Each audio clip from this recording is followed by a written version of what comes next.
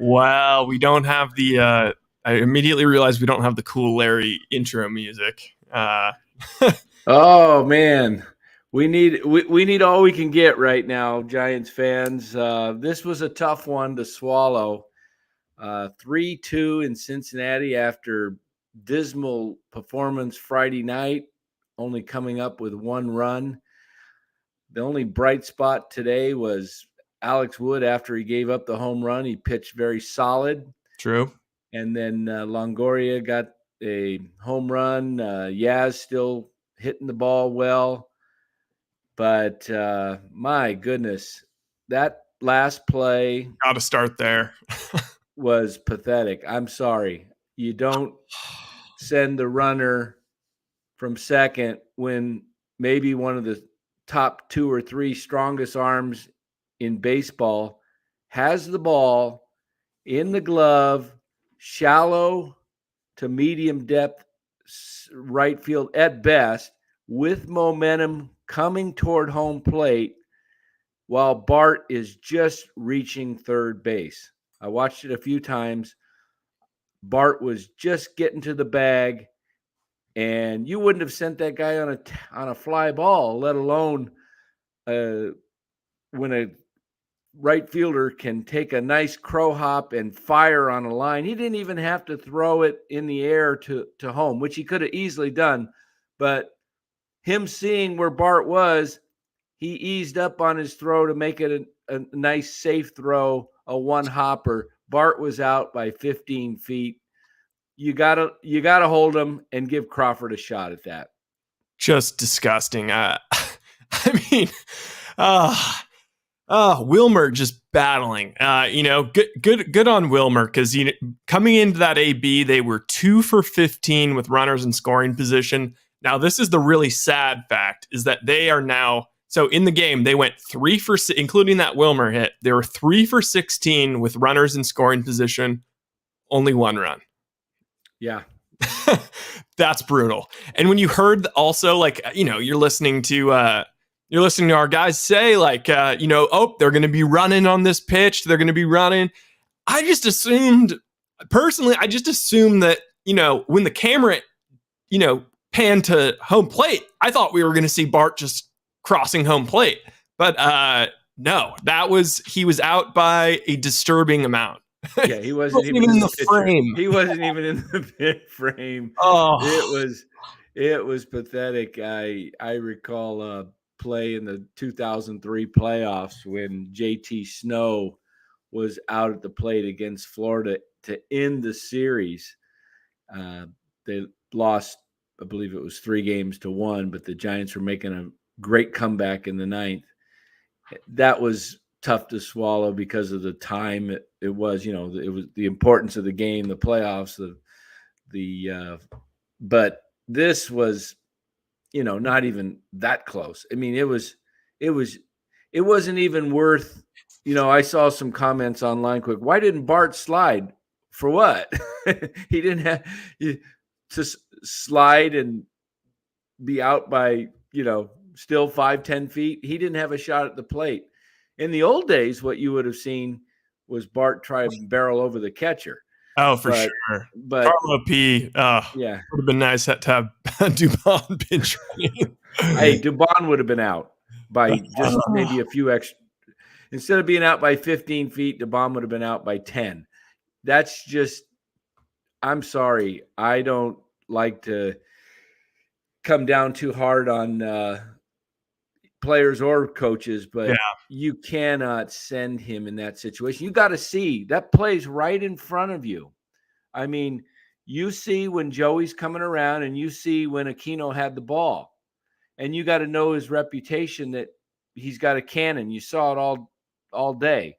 So you just have to put the immediate stop sign on. You might come down toward third and home a little bit more and kind of be waving them in, and then you see a little bit more, then you immediately put up the brakes and you say, get back to the bag.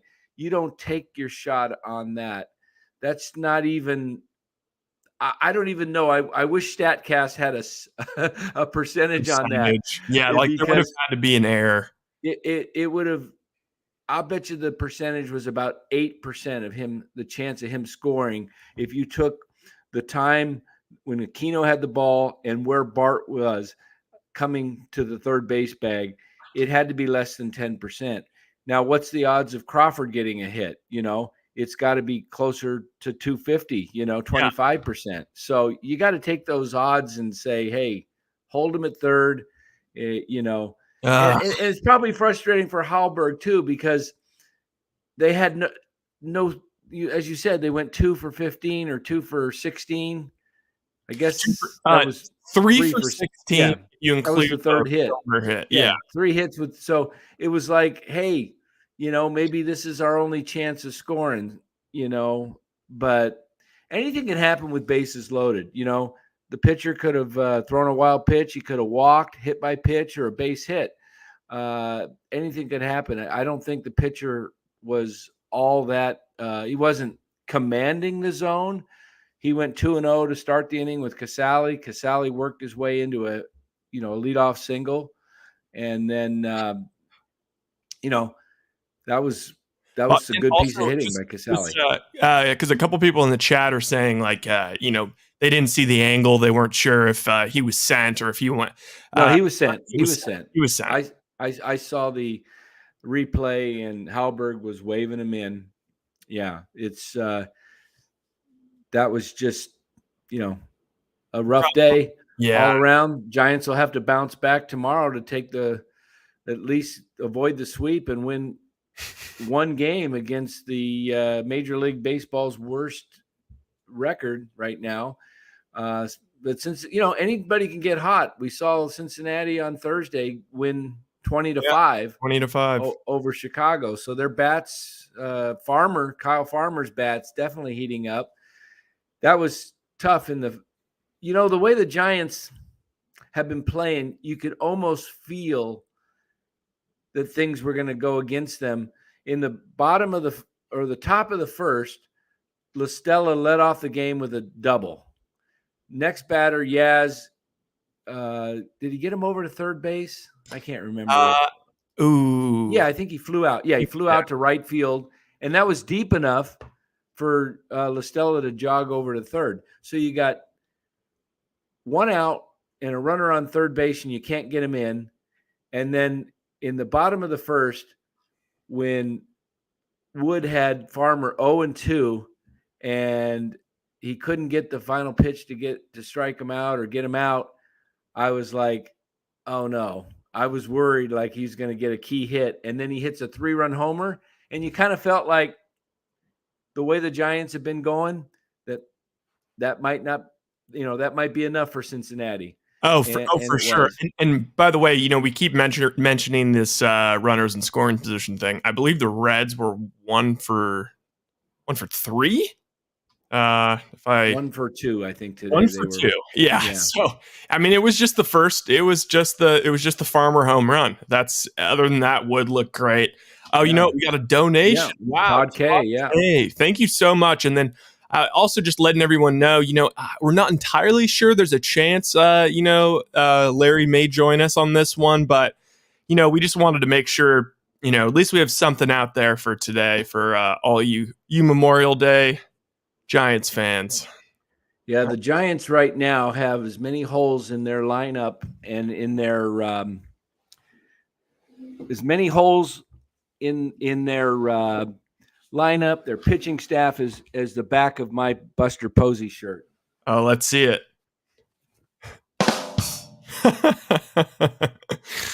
Yeah, this is my knock around day Saturday. That's like Saturday afternoon hang around the house shirt, and just didn't feel like I like loose shirt, and this thing's been through the ringer, this shirt, but I got to keep it because it used to be my mom's shirt, and she passed away in 2019, and I took it on, so I've got to make this thing last as long as possible, So it was her favorite player. Yeah, Buster. She actually got. I wish we could play that.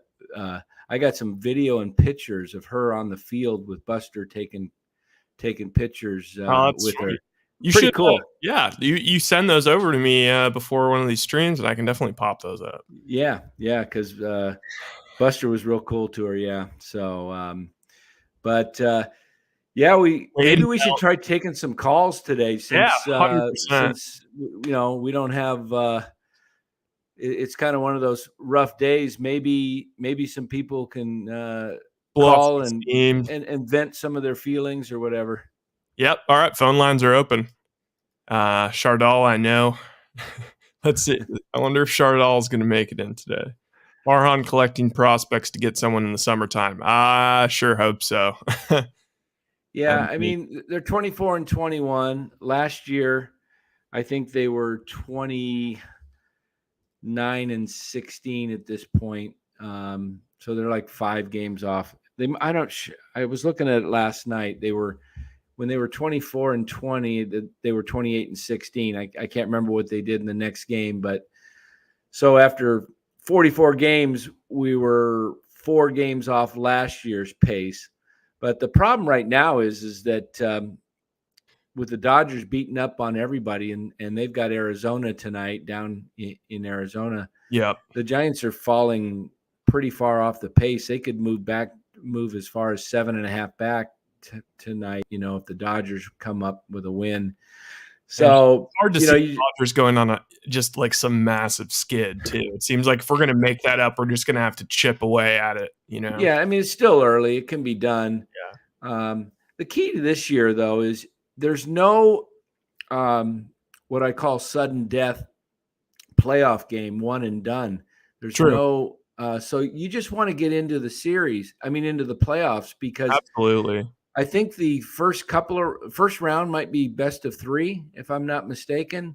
Oh God, I got to look up all the new rules. Yeah, I think it goes best of 3 for the first round. I'm not sure if they go best of 5 and then best of 7 for the championship series, but the fact that you can get into the playoffs and you can throw out Webb and Rodon, you can easily beat anybody. So 1,000%. Okay. Under the stretch, no reseeding. Number 1 seed will play winner of 4-5. 2 play winner of 3-6. Okay, so 4 and 5 and 3 and 6 play in the first round, and it's a 3-game set, right? I believe they are. I believe it is. Yeah, one gets a bye. Yeah, so one NL team's going to get a bye. Yeah, or 2 NL teams, I think. What'd you say? Yeah. There's 6 teams, 1 and 2. So 3 plays 4 and 5 plays 6. Is that what you said? Or 3 plays 6. Yeah. Okay. There we go. Number 1 and 2 will get a bye in the format, while 3 will host 6 and 4 will host 5. That makes 6. Under their structure. I'm trying to see. I don't see anything about. I think it's a 3-game set because it's an extra round of games. Yeah, that sounds right. Yep, 3-game series hosted by the. Okay. Oh, all hosted by the team with the better record. Yeah, so that's good. So you don't have to do any of this travel. You just play three straight games at that park. So ideally, you want to finish 3 or 4 if you're one of the wild card or one of the division. I guess the 3rd best division and the first wild card will get a bye, while the last 2 wild cards will have not a bye, excuse me, but the last 2 wild cards will have to play on the road all 3 potential games. Yeah. So, but that's still okay. I mean, I like that much better than the single game playoff or wild card game where you get in. And like last year, the Dodgers almost got knocked off by St. Louis in that wild card game after winning 106 games. So I kept thinking the Giants last year, don't finish with a wild card because you won game and after playing 162 to settle it in 1, I just don't like that. So yeah, so the Giants are still in position, but they're struggling. They're on an 86 win pace, which is, I think that's about where their over-under was to start the year. 84.5, was it? Yeah. I think it was. Felt like that was a lock for time so far this year. This year, but so what do you think? I don't want to get too far ahead of ourselves, but I don't know if we're going to be doing a show or not tomorrow. But do you have any thoughts on going into Philadelphia? Because man, they sure roughed up the Dodgers. Well, before going into Philadelphia, they got to pull this game out tomorrow. Who's pitching tomorrow? I'll look it up right now. Have they been? Have they lost 3 in a row so far? Oh yeah. They've lost five in a row twice. What am I thinking? Yeah.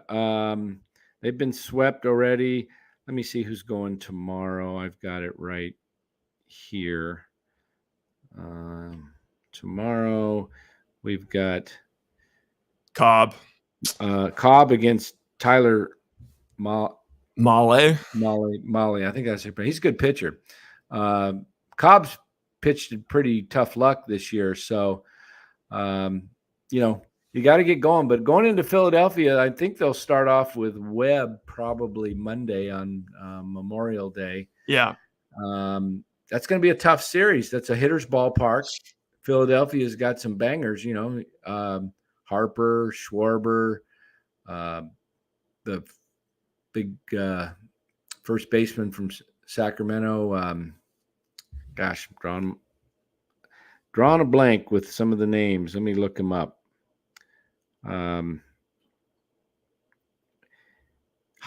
Reese, Hoskins. Yeah. Is he playing Reese first Hoskins. Or is he playing left field for them? I think he plays both. Yeah.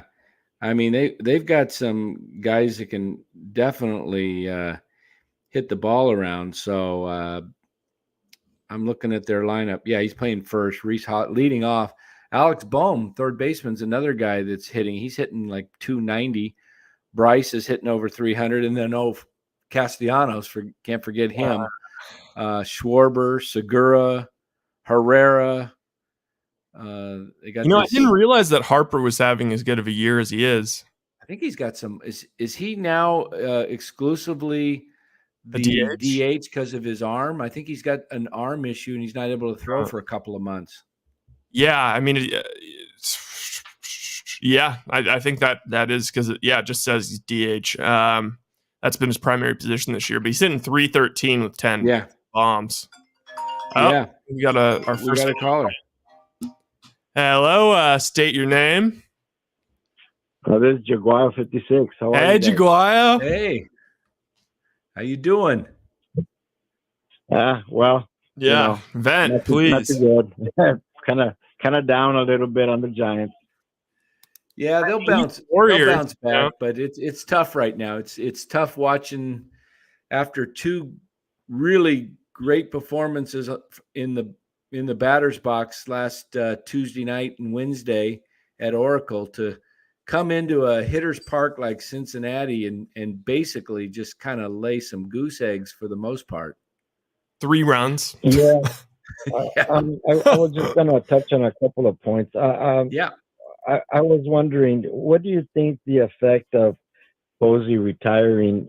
Like, do you think that they have like a hangover, like a Posey hangover, and then of course Bart not picking up the slack as far as in the catcher's position, the hitting, and then also the early injuries. I think that's affected them a little bit, you think? And then the last thing I wanted to say is, they're so inconsistent. It's either they pitch good and then they can't hit, or they hit good and then they can't pitch.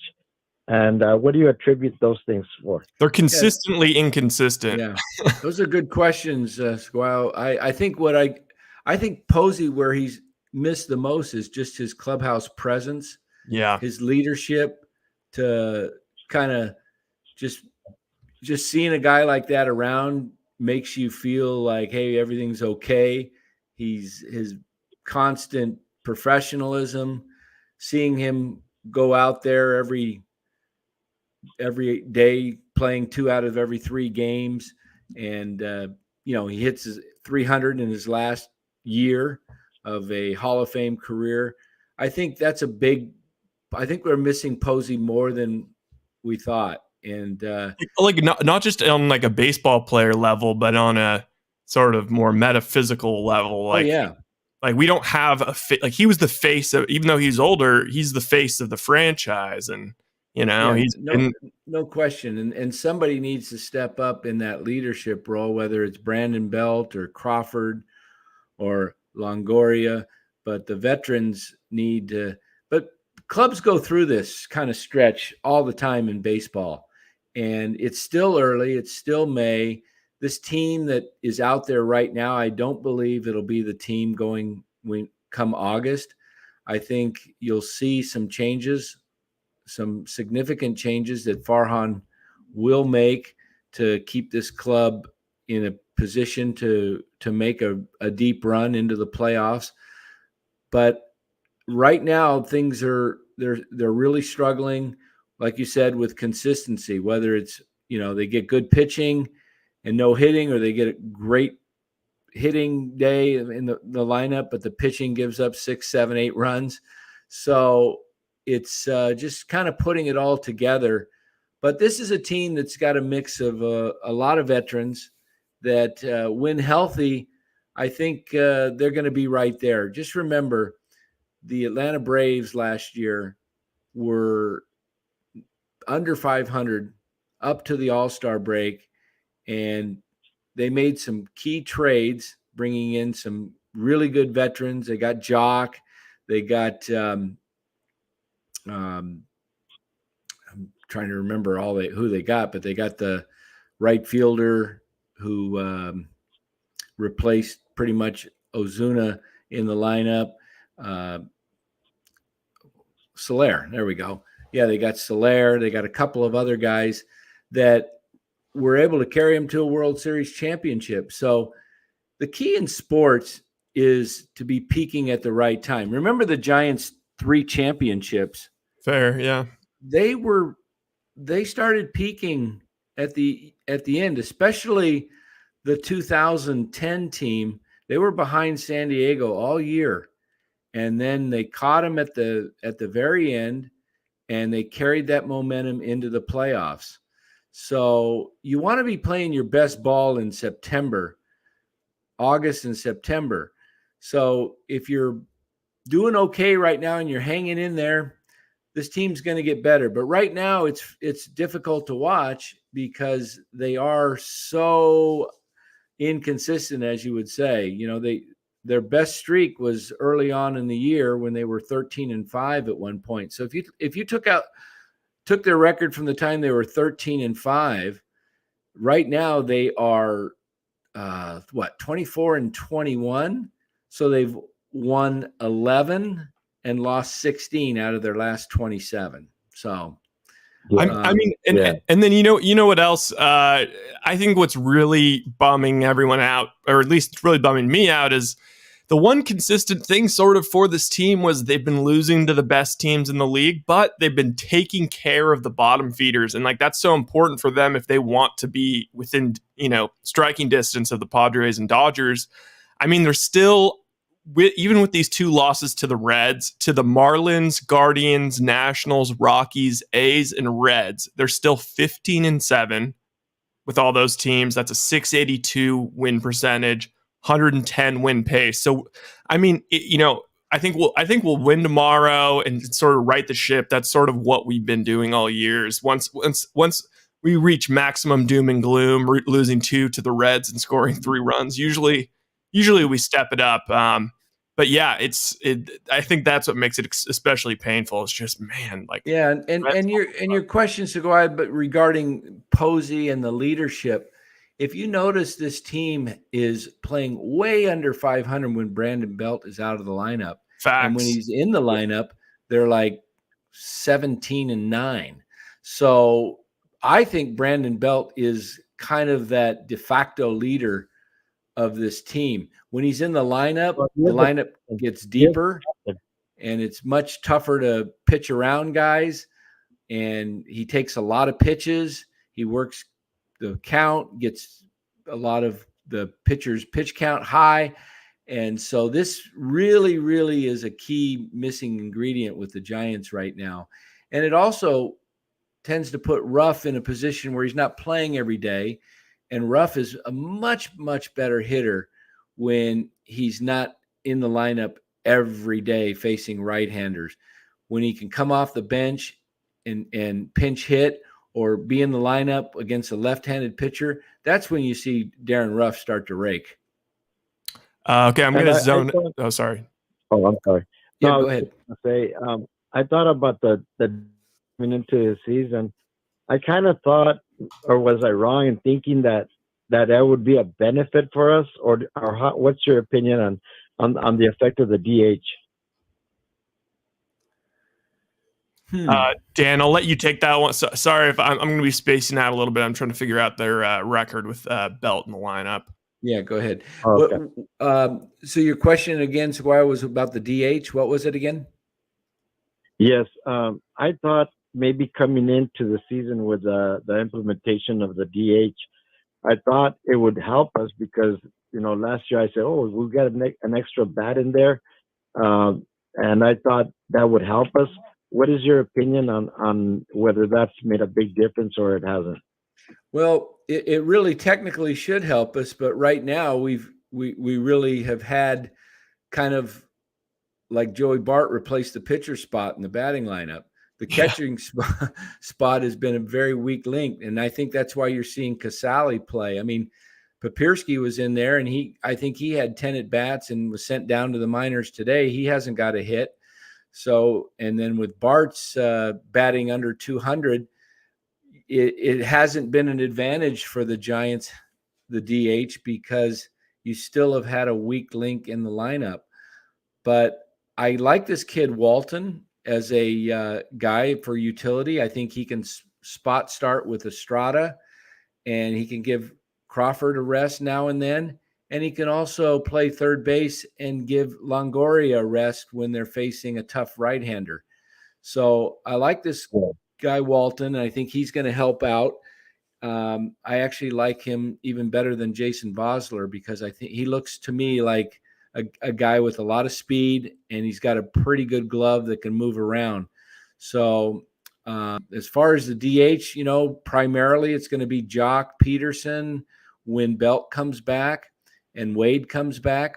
I think you'll see Wade and possibly Jock rotate when they're facing a right-handed pitcher. And when they're facing a left-handed pitcher, you'll probably see Ruff or Wilmer be the DH.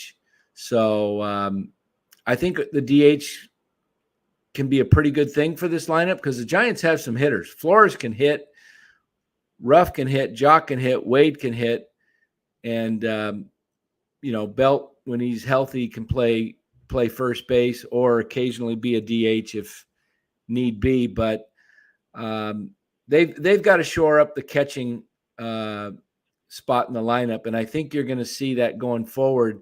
Casale's going to be your catcher 2/3 of the game, and Bart once every 3 days. I thought Wade, coming in. Any word on when Wade or Belt will come back to the lineup? I'm thinking sometime on this road trip. Oh, okay. Maybe in Philadelphia. Both of them? That's what I was hearing, but you never know. They both are dealing with knee issues, so hopefully. By the way, I've got the record, so okay. It's nothing insane, but it's a little more what we hope the Giants would look like, 17-9. So, yeah, that's what I said. 17 playing like 6-10 ball. You play 6-10 ball, you're winning 100 games. Yeah, that'll do. That'll absolutely do.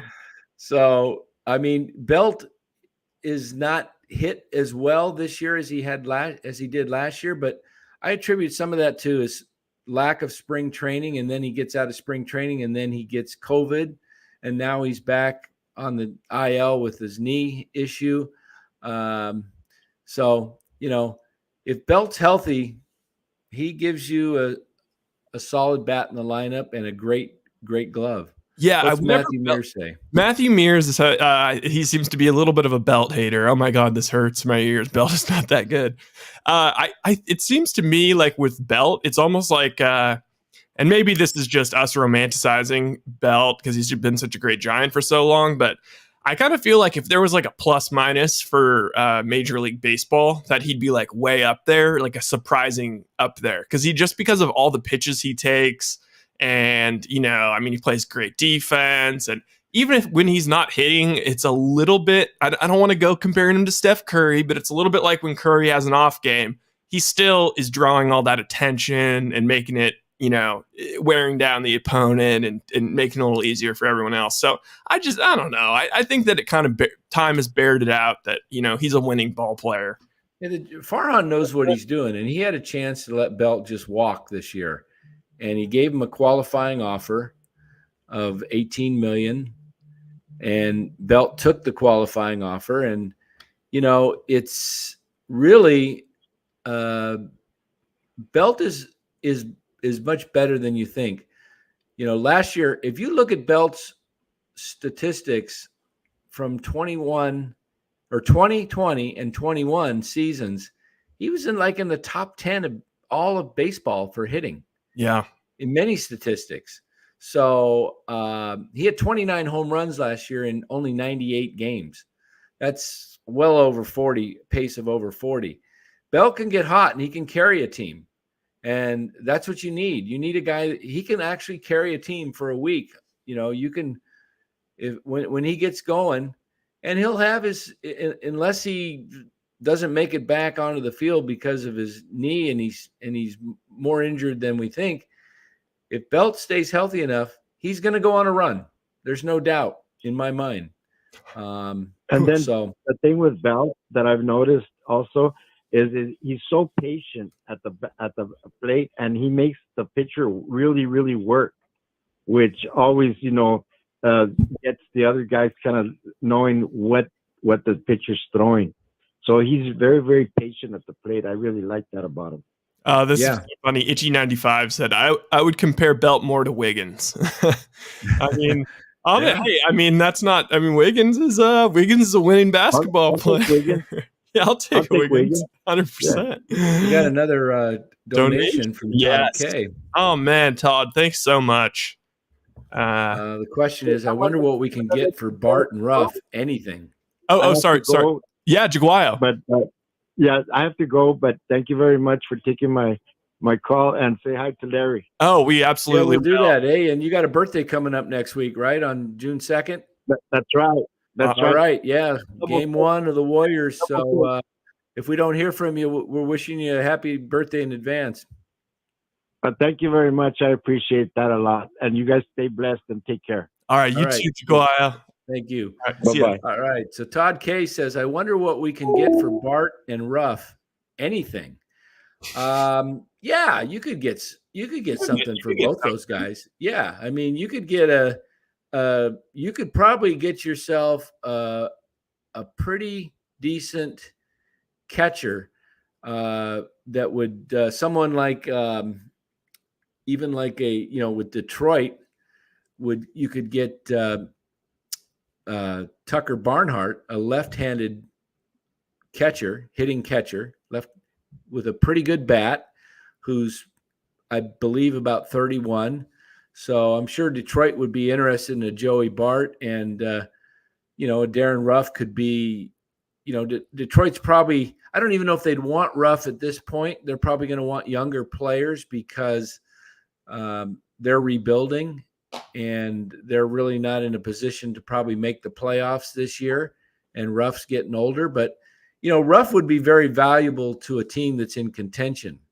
So I don't see the Giants really giving Ruff away at this point because he's very valuable to them, because the Giants are going to be in this thing all year. Okay. Oh yeah. Romo, don't even start, please. No, if it's possible, Giants are sellers at the deadline.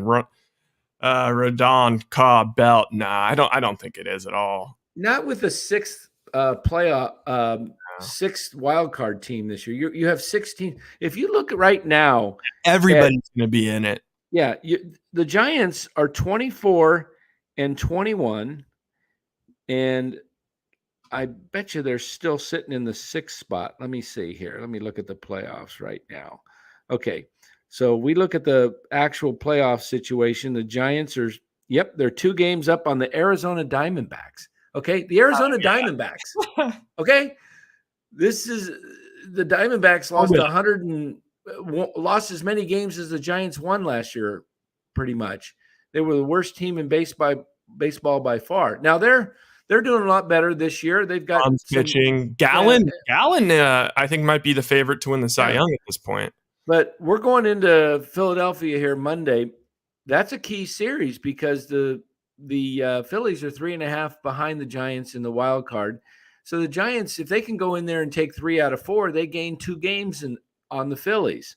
Okay, so you want to, and then you got Colorado, Miami, Pittsburgh, Chicago, Washington, Cincinnati. There's no reason to make any trades this year and be a seller. The Giants are going to be, they're over 500 right now. They're going to probably be over 500 at the break. Remember, they've already played St. Louis and the Mets, 2 teams currently that are in playoff position if the playoffs were today. They're done with them. Their season schedule is done, and they went 3-4 against both. So, I mean, 1 game flip, they would have been 4-3. So 3-4 is respectable record against 2 winning teams. So the rest of their schedule, their biggest teams they're going to face are in their division. Yeah, the Dodgers and the Padres. They've got probably over 30 games left, but with those 2 teams. Yeah. So those are going to be the biggest games, and hopefully the Giants can play 500 against those 2 teams and end up, 10-9 or 9-10 for the season against both those teams. And as Larry always says, beat up on the bad teams. Now they haven't done that the last 2 days. They've hit a snag, they hit a wall there, and their bats went quiet. But hey Dan, what do you say to this? Nick Martinez. This team is just boring to watch. Right now, I wasn't a Giants fan. Yeah. Some days it is darn right boring. But I'll take you back to Tuesday night. That was one of the best baseball games I've seen in years.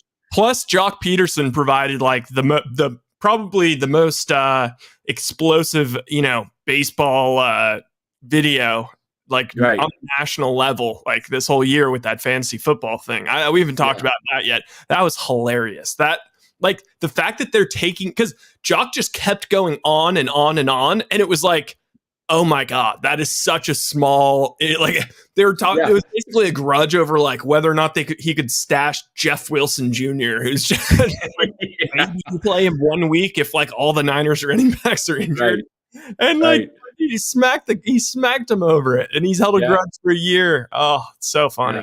Yeah. The Giants are going to be fighting for a playoff berth with the St. Louis Cardinals and the Atlanta Braves, and those 3 teams, 2 of those 3 teams will get in. The Giants, the Braves, or the Cardinals. The Phillies could be there, but that's about it. Colorado's not going anywhere. Miami's not going anywhere. Pittsburgh, Chicago, Washington, Cincinnati. None of those teams are going anywhere. So, and Arizona. I don't believe Arizona is going to be there at the end either. So it's going to come down to, in the wild card race, it's probably going to be between, there's 3 wild cards, and there's 5 teams that can get those 3, in my opinion. And that's San Diego, St. Louis, San Francisco, Atlanta, and Philadelphia. So let's go into Philadelphia, take 3 out of 4, and put some distance between the Giants and the Phillies. And those games are going to matter. But this is not any time to talk about, in my view at all, of being sellers. I mean, we're talking May 28th, people. And the Giants are 24-21. Okay. We got Todd K. We got to get to it. Todd K is just 22. Todd K is paying for our Memorial Day weekend. He just sent us another $9.99. Thank you so much, Todd K. If we get badass pitchers and not an infielder, we would have good leverage on starting pitchers next year. Oh, he meant position player. If we get a badass pitcher and not an infielder, we would have good leverage on some starting pitchers at the deadline. I mean, I wouldn't mind a badass pitcher. And you know what? That's another thing I got to say is like, it's really frustrating when we're not taking advantage of Rodon's starts and Webb starts, and even when they're not on, they don't have their A stuff. I mean, they're still like, it's like Rodon the other night, gives up 3 runs, and he has to battle, but it's like, come on, we got to win some of these starts, man. I mean, how about the Colorado loss when Webb went deep, and then Webb again, they lost that. Just a real bummer. You're also going to get Anthony DeSclafani back in a month, and you're going to get Matthew Boyd off the injured list, who is a good, reliable left-handed starter who was, I believe, with the Tigers last year. He's coming back in mid to late June. So you've got 2 more starting pitchers pretty much in the pipeline. Matthew Boyd is kind of like getting a decent pitcher at the trade deadline. Who would you I don't know necessarily who's out there, but like, do you have any starting pitchers that you've kind of heard floated around that maybe on the move come the deadline that you'd like to see the Giants go after? I haven't really looked at too much at the who's out there right now, who's being talked about. You're going to start hearing a lot more of that in about 2 weeks. Yeah, after the finals, I feel like. Yeah, you're going to start hearing guys that are maybe come available, for the trade deadline. And some of the teams will jump, like Atlanta. What they did last year was amazing because they jumped early and got Jock. They didn't wait till the end of July. They got Jock Peterson like mid-July, and right after Acuna went down, and they replaced him, and he was huge for them in winning the World Series. So here, I've got a question for you building off this. Would you rather the Giants, let's say it's kind of like last year for the Dodgers, the way they got Scherzer, and it was like, there was a good chance they weren't going to re-sign him. Plus, he's an older guy, and he needed a new contract. Would you rather get kind of like the more elite Scherzer type guy that you're going to have to deal with the contracts? It's sort of like Chris Bryant last year. We got another person's at the door. Hello. State your name. It's Shardo calling you from Fremont, California. Hey, Shardo. It's Shardo calling from Fremont. Hey, what's up, Shardo? What's your question? And get right to it. Do you think the Giants played their heart out in this game? Events. I mean, unfortunately, they lost this game by 1 run, but I think they played really well. I mean, they played with a lot of fire. They brought it out against the Reds, a pretty difficult team for the Giants to go against. But I think everybody on the team really played their part. That's what really matters on this team. So if everybody plays their part, we'll be successful, and we're definitely going to bounce back from this game because we're not going to let this loss remain with us any longer, because this is like, it's not a great memory to have to think about that we lost this game and we tried super hard, but in the end we just came short. So Shardal, are you kind of in the camp where we have a comment in here? Reds are 12-8 in their last 20 games after starting 4-22. Are you kind of the camp that maybe the Reds are a little better than their record says? I definitely agree with you on that point. Definitely, the Reds are definitely better than us because You think they're better than us? They're not better than us, but I think we can beat them, but sometimes if you go against a really great team, doesn't matter how hard you try, doesn't matter how much work you put in, you're still not going to win against a great team like Cincinnati. Well, Sardal, Cincinnati is not a great team. I'll have to kind of come back at you on that one. Their record for the year is 12 and now they're 16-30. Okay, they're 14 games under 500.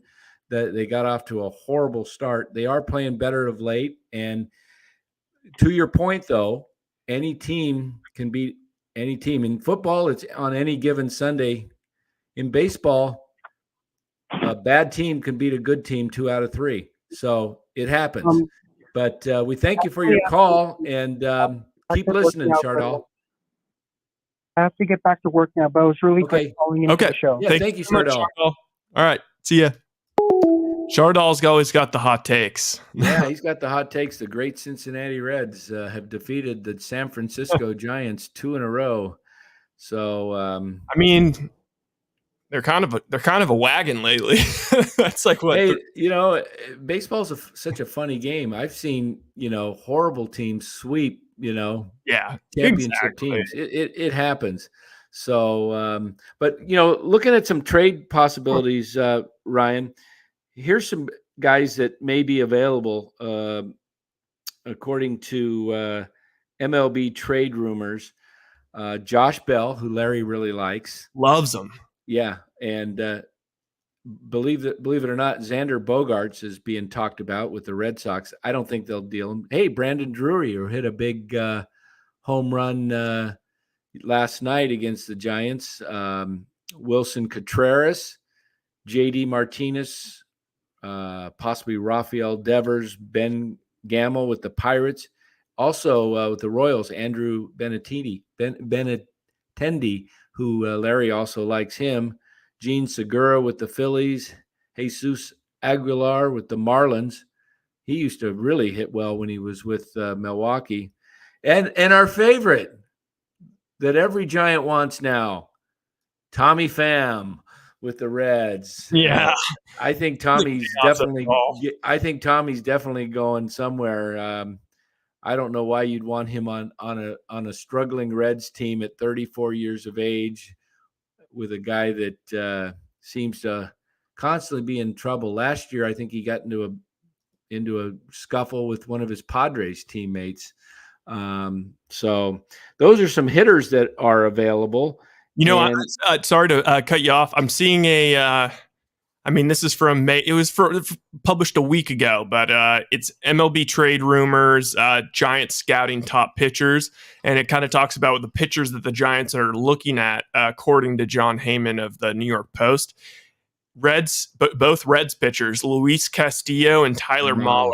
Yeah, tomorrow. Yeah, tomorrow we get to see him. Well, I'd love to see either one of those guys. Castillo, especially, he was a Giants farmhand. They brought him up.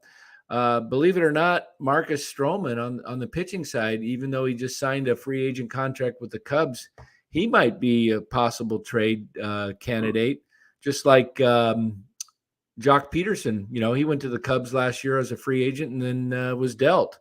So, and this is hard to believe, but Yu Darvish and Blake Snell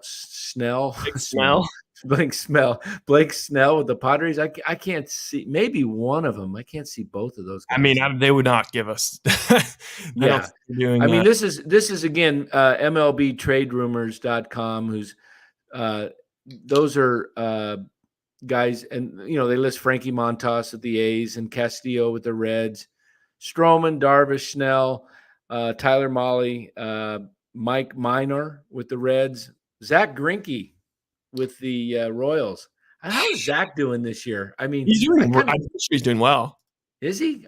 He kind of thought he just started to feel like he might be really starting to turn the corner. He's 38 years old. Yeah, turn the corner toward mediocrity. Oh yeah, I take that back. He's got a 4.53, 9 starts, 0 wins, 3 losses. Hey, Kyle, Drew Smiley and Wade Miley, middle of the rotation guys, may be available. Did you hear the stat on the game today when they were talking about pitchers who deliver to the plate quickly? Their time wise, the Giants had Alex Wood. That's it. There was Webb. And Webb was in there, and Sam Long. Sam Long was like the second fastest pace, and then John Brebbia was 17th. So the Giants had 4 guys on on their pitching staff out of the top 17 that don't waste time, throwing the ball to the plate, which is, I kind of like it when Wood or Webb are pitching because they just get it and throw. Yeah, I feel like that's what Webb's always at his best when he's moving fast. Oh, Patrick Todd K, man, he just gave us another $10. Wow. Hey, Todd, thank you. What's his question? It's not that we deserve two big names, but we deserve two big names. Two big names. We do. Yeah. So what do you got in your mind, Todd? Put it in the chat. You got any specific guys that from the pitching standpoint or from the field, who you thinking two names might be? Oh, you know what? I got to take this comment from Nick Martinez because this is one, because people are saying like, oh, it doesn't, it feels a little bit like could be the start of 2010. He brings up a point that is a little bit sad. No one at the ballpark and the tickets are so cheap. I mean, Dan, you're a season ticket holder. Dan tried to sell his sweet tickets, unbelievable seats. I got to sit in them. Unbelievable seats. He tried to sell. You ended up selling them, I think, for as much as a single comment, right? I think Monday night's game against the Mets, they went unclaimed. Unclaimed, and you listed them for what, $9.99 at one point? $9.99. Okay, you could have had suite level tickets. That's how bad it's gotten. And that, you know what? That is, I'm gonna hold off and say, you know what? Warriors mania, sweep in San Francisco. Let's see what the attendance looks like after the finals are over. But I agree. School's still in session. The Giants tend to start drawing. They draw pretty well on Saturdays and Sundays.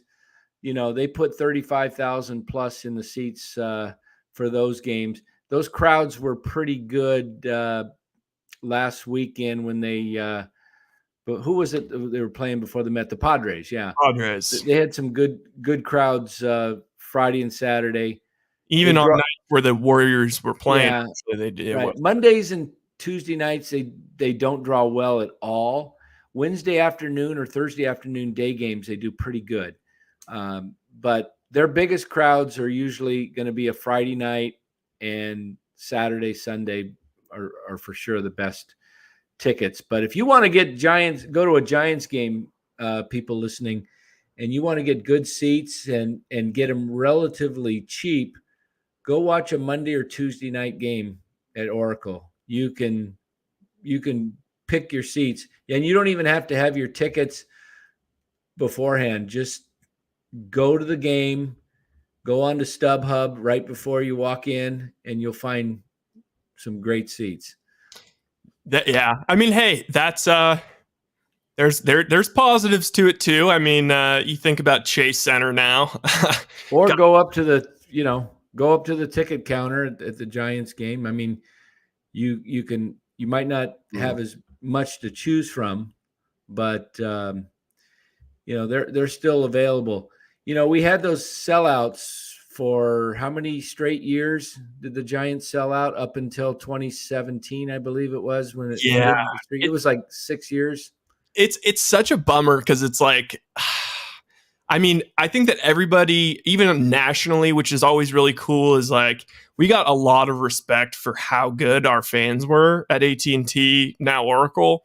And, it was reminiscent a little bit of like, also the old Oracle, not Oracle Park, but, the old Warriors in Oakland, right. Oracle, everybody always said, even, before the We Believe team, and then especially after, like, they have the best, hungriest fans in the league. And you know what? A couple championships will do that to you. 3 chips for the Giants. I wouldn't trade them for the world. But man, we kind of are one of those places that expect winners. And, if right now we don't have any big names, and it's just going to be tougher to get us out to the yard. Really it's unfortunate, but I don't want to start thinking about it. But, I'm sure 5-6 years down the road, Curry's retirement and whatever, I'm sure that Chase is going to start getting a little lighter as well, much cheaper. Yeah, it all depends. What can happen in sports. Sports can change drastically in year to year from teams. I mean, we all knew that the Giants weren't going to win 107 games this year, even if Buster Posey had come back and the Giants had maybe even signed a top bat like Suzuki or, I saw something the other day. I wish I could pull it up, but there was, I don't even remember where I saw it, but somebody had listed some of the top free agents that could have been signed by the Giants. And it was Suzuki, Bryant, Castellanos, one other person possibly, and Jock Peterson, and listed their stats. And Jock's got the best stats. Yeah, Jock's got the best stats. So, yeah. He's right up there at the top of the league in home runs. And, Jock, I was thinking today, in the I think it was this top of the 7th or 8th inning, Jock was due up first and they pinch hit Wilmer for him. I think it was the 7th. And then, his spot would have come up. Well, Wilmer still got the key hit anyway. Yeah. But Jock gets pinch hit for, and then Crawford, obviously he's not going to get pinch hit for because he's your number one guy, shortstop and everything. But then Walton gets pinch hit for by Estrada. And it made me think, I wonder how Jock's taking all this. Maybe he's fine with it, but I'm thinking, is he – he signed with Chicago last year because he wanted to be an everyday player, right? And the other night, he hit a home run. Didn't he hit a home run off of a lefty? Yeah, he did. Yeah. On Wednesday afternoon, he hit a home run off of a lefty. And I'm thinking, gosh, I hate to see them pinch hit him in all the time. And then next year comes around off season. He's like, you guys are going to not play me every day here. You're just going to. Yeah. Or he could feel insulted. Like, okay, the offer that we give him is that of not an everyday player. Yeah. Not an everyday player. So and make the sacrifices. Oh my God. Todd K, man. What? I think Larry's going to be jealous. Yeah. Any new rumors where the A's are going to build or move? So I actually have a little bit of inside info on this. I'm not breaking any news here, but I have some friends that are in the A's. Let's just say they're in the to know with the A's. And really, I don't know if all of you saw the news that came out about for the NBA. So it's pretty much settled. They're going to be moving they're going to have 2 expansion franchises, one in Vegas and one in Seattle. I think by the 2020, it's like by 2026 or something like that. But from what I've heard is, the A's want to move to Vegas, and what they want, like the full Vegas, they want to be courted, and they want Vegas to pay for everything and all of this stuff, which, if this was a couple years earlier, Vegas was desperate for some major sports teams, they probably would have done it. But now they don't. That now all of a sudden they're focusing on NBA, and the guys that are trying to bring the NBA franchise there, I'm pretty sure are going to pay for a bunch of it. And so I think that's kind of set back their negotiations a bit. Like they're now they're no longer the hot girl. They're kind of the second option. So I wouldn't be surprised if that ends up getting things are just continue to be stalled for the future. Well, what's going on with their lease? Is this their last year? Are they on a 1-year lease with the Coliseum? I gotta look it up because I would think if the NBA is going to in 26, that the A's might want to get a jump on it and get there by. Their lease runs out in 2024. Okay, so that would mean that they could move in the 25 season, which I would think they would want to do right then, just because you could beat that NBA franchise, because the NBA is going to really hype that up and the city will hype that up. And if the A's try and get in there at the same year, that's going to definitely, but the A's, they could be a viable team around 2025 with all the trades that they've made.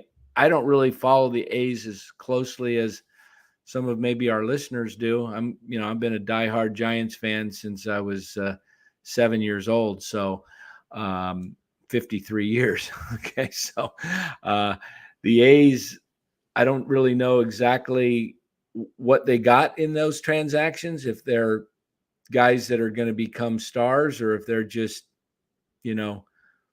everyday run-of-the-mill type players. But, knowing how Billy Beane's operated in the past, he's had competitive teams. Yeah, absolutely. I mean, it's just, they might have players by 2025, but they also, by 2026, they might all be in a Yankees uniform. So, yeah. Or honestly, the Mets after seeing what happened this offseason. Yeah. Anonymous says Giants/Oracle want to sell out again. Help the A's pack for Vegas. Yeah, I mean, it would be kind of nice to be the only game in town. Man, if you really think about it, San Francisco, because I think that a lot of the focus has been on, it's sad for Oakland. They lost the Raiders again, lost the Warriors. It's looking like they're going to lose the A's. But I mean, if you look at it from the San Francisco standpoint, man, they have they've got really hooked up. The Giants didn't do anything, and they may end up being the only show in town. Niners weren't involved with any of that. Now they're the only show in town, and man, the Warriors are in San Francisco. Yeah. So Oakland actually even lost the California Golden Seals before the days of the San Jose Sharks even existed. So Oakland has not done too well when it comes to hanging on to its teams. But, when you look at Oakland, though, versus San Francisco, prior to San Francisco, Oakland dominated with championships. It's crazy. They had the Raiders won a couple. The A's won 4. Yeah. They won 4. I know they won 3 in a row in the 70s. And then they won in the 80s. And I believe they won in 89 when they beat the Giants. But they were in 3 World Series again, back to back to back, 88, 89, and 90. They got swept by Cincinnati, Chardall's team. So they won in 72, 73, 74, and 89. Yeah. I mean, it is actually pretty insane when you think about, I mean, everybody thinks about them as like, oh, the poor A's and what. That's just, especially nationally, it's like, oh man, that little basically minor league franchise. But it's like they have the 3rd most, World Series wins of any franchise. Yeah, Oakland actually has, unfortunately, they have more World Series titles than San Francisco. So, yeah. And then, the Warriors started off in San Francisco in the 60s. And I don't know if you knew this or because this blew my mind, is the whole idea of Golden State. Apparently the idea was to play, this was back, when the NBA was still, like nothing. The plan was to play half their games in San Francisco and half their games in San Diego. Right. They were going to play. It was Golden State. And they ended up just staying here. Yeah. They moved over pretty much into, they were already in Oakland. I remember seeing when it was like, seeing that in the standings, Golden State, that was just so weird. It kind of happened suddenly, but they used to be the San Francisco Warriors.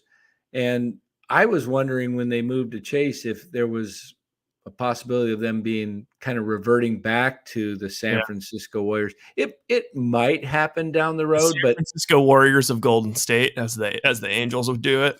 Yeah. I mean, I don't know. I mean, it's hard to, we don't want to, I know Lacob doesn't want to lose ties with Oakland, and Steph has been great with the city of Oakland. Yeah. He's done so much to, for the community and loves the city of Oakland and feels like, he really owes the city of Oakland to, they don't want to forsake Oakland, I guess is what I'm saying, because, they had all those great years at Oracle, and it really was the number one fan group in all of the NBA. Yeah. I mean, with all those horrible years, and that group hung in there, and, just to go through all those down years.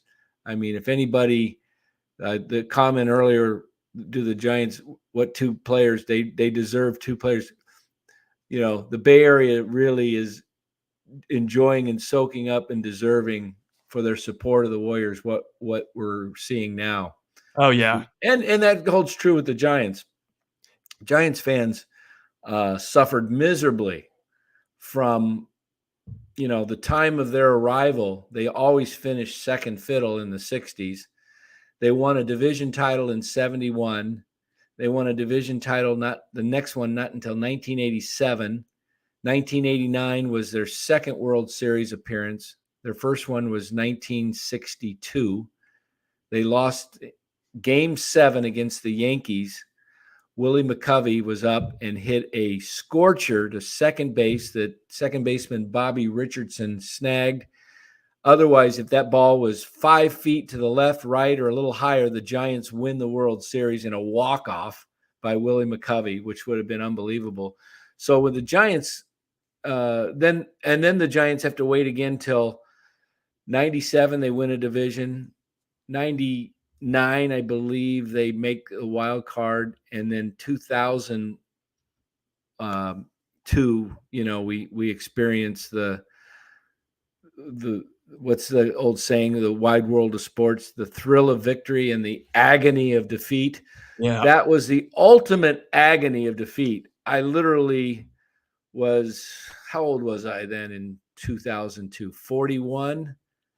I think I cried. I think I actually cried seeing them lose. Like, I can't believe it. We had the World Series. We're 5, 6, what was it? 7th inning, Russ Ortiz. I think there was 1 out. 5 outs to go. Or no, I get my 8 outs to go. Excuse me. 8 outs to go. We're up 5-0, right? And they choke. And then it's like, you could only hope, for Game 7, but in the back of your mind, you're going, this doesn't look good. So that's what made 2010 to long-suffering Giants fans in 2012 and 2014 so unbelievable, because for them to come out of nowhere. I mean, this was a team that was not favored in any one of those 3 World Series championships. And this is why I don't tell the listeners right now, don't lose hope in a team that's 24-21 and 7 games out of first place on May 28th.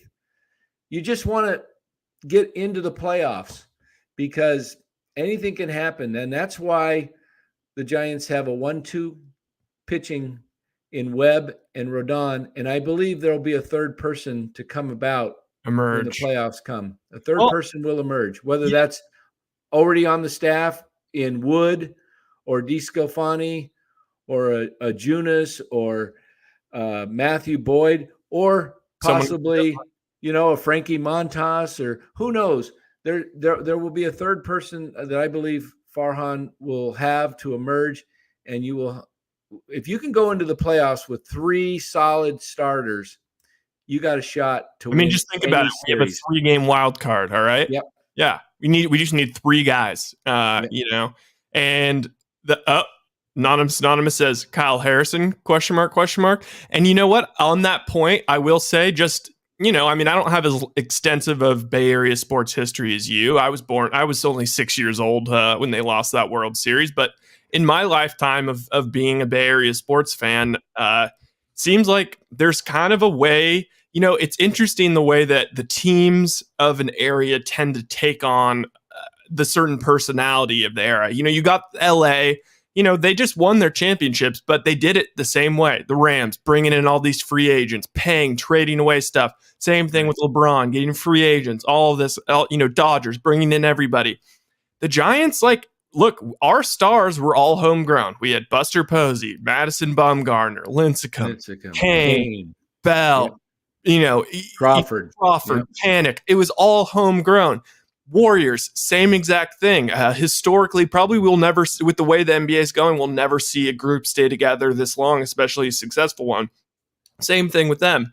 And so in that sort of way, it's almost like, all right, well, we could go out and get a Soto, and man, that would be sick. I would be all for Soto, but the way that things seem to kind of work for these Giants and the Warrior in this area is like, we're going to have to wait for this next, we're kind of paying the bill of, not having a very good farm system for a while. But, Kyle Harrison, he's going to be up. And you know what? Maybe we're going to have our new stars, and they're in the minor leagues right now. Yeah, And I'll tell you, the things are looking good for the future with the Giants. You got Kyle Harrison, who just got promoted this week to Double-A. Marco Luciano is hitting right around 300. He's got 8 home runs. He's been hitting the cover off the ball lately in high A ball. He's probably going to be promoted to Double-A sometime within the next month, I believe. Maybe, at some point this year, he will get promoted. And they're going to push Kyle Harrison and Marco Luciano either to be strong trade bait for someone like a Juan Soto, or they're going to have them ready to go with the big league club by 2024. I think you might see both those guys by the end of next year when you have your September call-ups. I think they only allow a couple guys to be called up now. So you could be seeing Kyle Harrison and someone like a Marco Luciano up at the end of 2023 and be ready to go full-time in 2024. You also got a guy by the name of Will Bednar, who won the national championship with Mississippi State a year or two ago. He's doing well, and he's moving up in the system. Pitchers move a lot quicker, generally speaking, through the minors than position players. But the future is very bright. And this is what makes it, just a big bummer is, we lose Posey.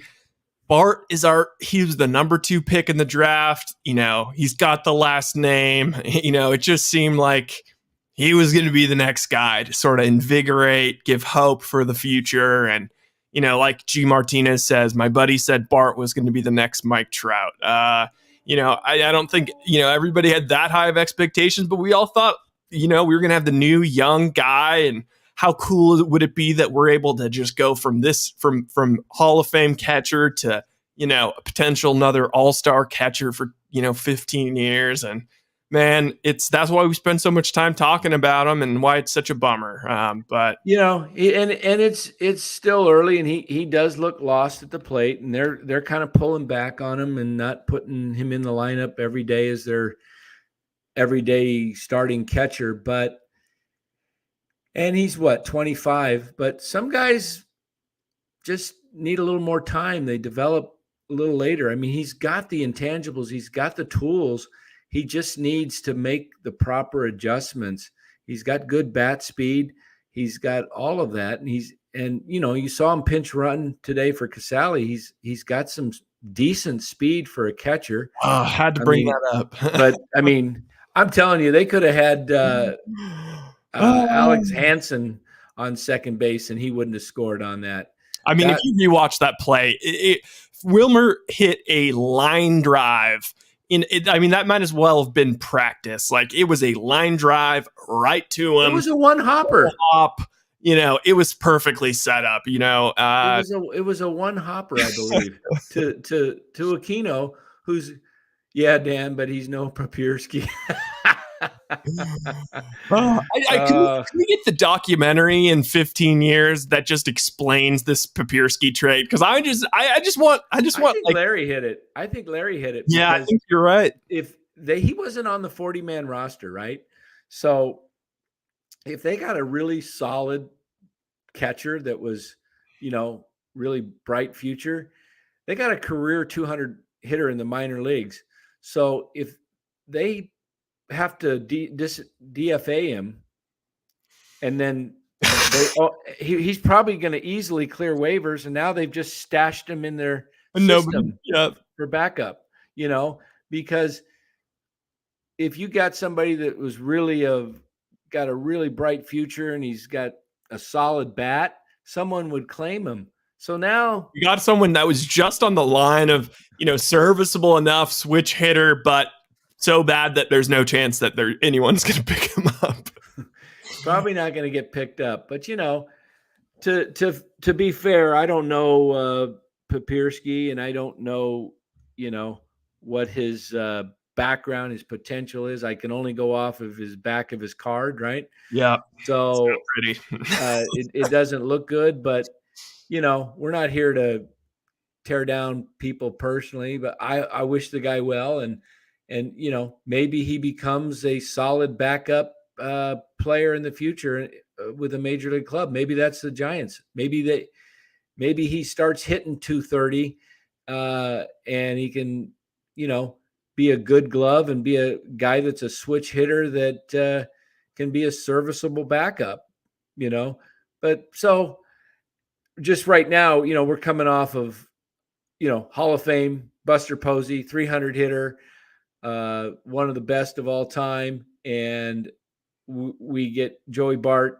and Papierski, and we're, hitting a $120 combined, maybe, for our catcher spot. So we'll give it some time, but I do believe the Giants will do something to shore up that position if Bart is not able to turn things around and, start hitting the ball with some authority. They may make a move, and the good thing is they do have options still available for Joey Bart, or he could be used in a trade piece. We don't know. We don't know what other clubs, how they view, how other general managers view Joey Bart. To his credit, it's a tough thing to follow a legend. Yeah. No, I mean, it's for real. It's and it's what makes watching the Warriors, it's so cool that we got Jordan Poole, who seems to be he's cut from the Steph cloth of, he's just basically, trying to be a he's got some unbelievable moves down in the paint when he does that, when he starts shifting his, and he's keeping that pivot foot and he's moving that off foot all over the place to either I'm going to go back, I'm going to go forward, I'm going to go to the side, then lays it in. It's just unbelievable. Oh, God. Also, do you have any predictions for Sunday Game 7 tomorrow? It's now at point. I mean, I think Game 7's in this high of leverage situation. I think home court doesn't really matter, and I think that the better team. It doesn't necessarily matter like who the better team is. It is just going to be a rock fight, and I wouldn't be surprised if it went either way. You know what? I'm going to say I picked Boston. Yeah, me too. But I'm going to change that pick, and I'll tell you why. Here's why I'm changing the pick. I mean, this shouldn't need to motivate any player but for somehow it does. Oh, yeah, the Draymond thing. But the players of Miami were thanking Draymond, and, maybe it just gave him a little extra push of, hey, you disrespected us, and we're going to show you. So it kind of gives me some concern, even if Miami beats Boston and they come in to play the Warriors. It's the narrative is too good. Like it's an explosive narrative. The idea don't give professional athletes bulletin board material to give them that extra motivation. You'd think that winning a championship is motivation enough, but guys get an extra chip when they feel disrespected. Especially that whole Miami team is built of guys that are handpicked with that same mentality. Right. Yeah. PJ Tucker, Jimmy Butler, Lowry, all those guys. Even his face player coach. Who was getting all pissed. Haslam. Yeah. So, you don't want to give guys extra motivation. And, and I know Draymond, I don't believe he was just saying we're going to play Boston. I think he was just being, because you know what? If you've been listening to his podcast, he's been predicting every series. And, he predicted the Mavericks were going to win. Wow. Yeah. Who did he have in the finals did he have Warriors Boston the whole time at the beginning? Yep. And I'm sure he's got the Warriors winning it. So, hey, maybe, well, that would be cool. It is kind of cool. Think about this. Like, imagine if, all these prognosticators, I don't know, Skip Bayless or Colin Cowherd, actually were on teams and had the ability to actually affect the outcome of their predictions. That's kind of cool. Yeah. So, any more comments before we kind of close it up for the day? We're seeing some fake trades, anonymous. That would be Devers from Boston for Ryan Murphy, Jelly, Villar, Vosler, and Plasmir. I think that's quite a bit to give up Well, not really. Vosler. Yeah. Not bad. I think the Giants are still high on Villar and Murphy and Jelly,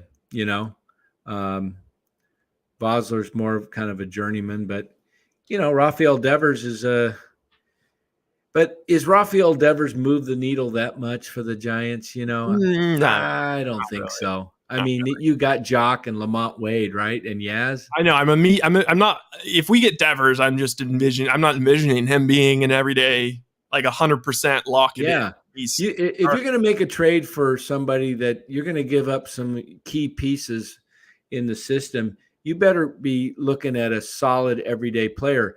And Yaz has really played himself this year into an everyday player again, like he was in 2020. He's looking really good at the plate. He's not chasing balls like he was last year. And I don't think he was all that healthy last year. He got hit in the hand in spring training, the last day of spring training. And so he goes into the season hurting, and then he favors that hand. And, when athletes are not 100%, just the slightest switching of your grip on a bat, or throwing a ball or shooting a ball, when you got a bum knee, maybe you don't just spring off on that jump shot like you normally would. And when something's off, your game's off. We even heard that with Trey Lance in football. He broke his finger last year, and now he's coming out and saying it was bothering him all year. Yep. Oh, you know what? I got to get to this. Because Matthew Mears asked how the Warriors got home court because they have the same record. So, the Warriors were 2-0 versus them heads up. And that's the way that they determined the first tiebreaker. And what actually is another great storyline is, I don't know if you remember, but Miami down big. Well, remember they imploded on the bench, and like Jimmy Butler and Bolstra were like almost ready to fight each other. And that was a game where I believe it was they didn't have Curry, Green, or Thompson that game. Yeah. So that's going to be a great flashback. Yeah. That was the game that I think Kuminga did really well, and Moody was out there. They had all their bench guys, and they just played with heart, and they beat them in Miami. And they were swagging all over. Yeah, that's right. That's why the Warriors won both games in the series. And then also for everyone, I saw a couple people ask if they can send texts into this line, and yes, you can send texts if they're somewhat related to sports. I'll read them on air for sure. And also another thing is, I know we have the number up right now to take phone calls, but if you want to just call in, on off hours, you can always leave a voicemail. And if we get some good voicemails, maybe that'll be a segment. We'll play some voicemails. Excellent. Yeah, Dan, what do you say we wrap up? Is that I agree. Yeah. All right. Sweet. It's a holiday weekend, and we'll let everybody get going, and maybe a barbecue going tonight or something. Yeah. So. So anyway, join us. We're not sure of the schedule tomorrow. The Giants play a very, very early game. I don't ever recall. Yeah, I've never heard of a pre-noon start for a regular season game ever. Yeah. I don't know what's going on in Cincinnati, but they're starting at 11:35 tomorrow. Some weird stuff in Cincinnati going on. Yeah. Fireworks playing before the first game. Maybe they feel this is their only shot against the Giants, just really throw them off. They'll say, okay, we'll get these guys. They're on a road trip. Let's get them up so early that they don't even know what time it is when they show up to the ballpark. But